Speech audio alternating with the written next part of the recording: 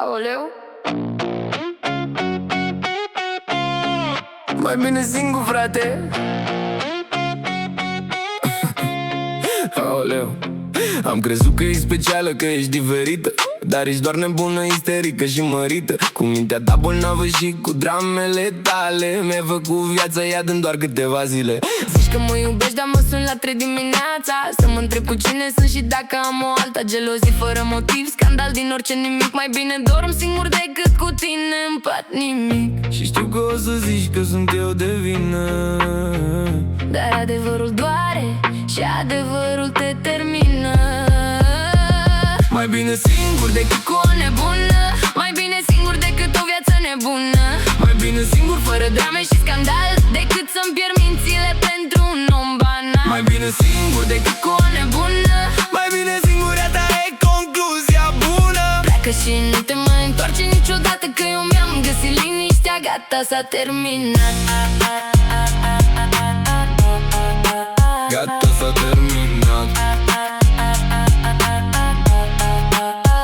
Îți faci poze pe Insta, plângi că ești nefericită, dar tu ești problema, nu viața mea urâtă. Te joci cu sentimente ca și cum ar fi un joc, și când pierzi dai vina pe mine, ești un prost.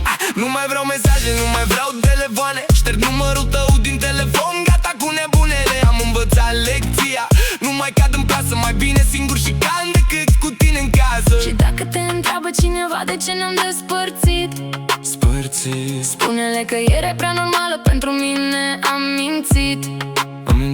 Adevărul e că ești prea nebună pentru mine și eu vreau pace, nu un serial cu tine. Mai bine singur decât cu o nebună, mai bine singur decât o viață nebună, mai bine singur fără drame și scandal decât să-mi pierd mințile pentru un om banal. Mai bine singur decât cu o nebună, mai bine singur, asta e concluzia bună. Pleacă și nu te mai întoarce niciodată, că eu mi-am găsit liniștea, gata, s-a terminat. Gata, s-a terminat.